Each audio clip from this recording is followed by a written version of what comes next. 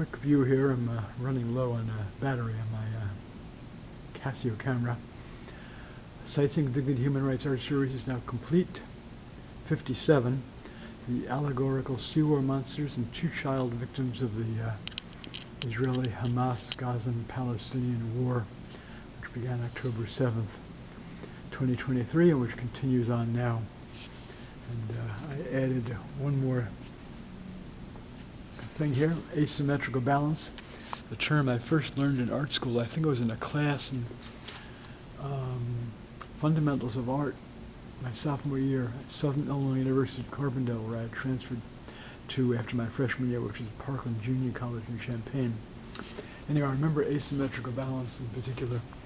So I bought a frame at a charity thrift store.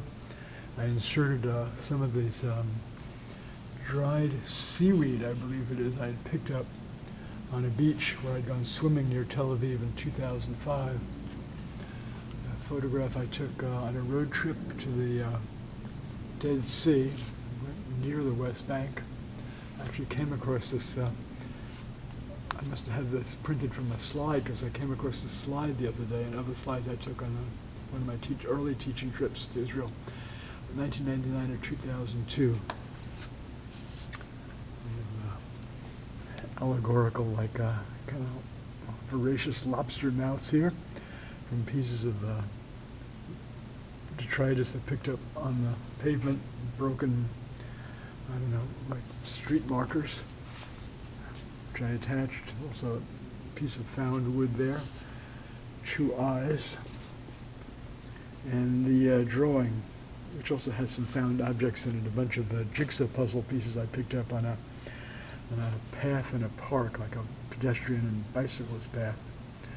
And I saved a whole bunch of them I picked up and chose some which I pasted glued down in one of the allegorical sea monsters there. All right, and people can, viewers can read the descriptions as to who the 2 children were. One was Jewish Israeli, one was Gazan. I don't know if Muslim or Christian, and it doesn't make any difference. The slaughter of children in wars is just horrendous. I remember reading an article some years ago in the New York Times. It was in the same issue as was reported about the expenses for a incoming Republican presidential administration, for the festivities for that new administration in the White House.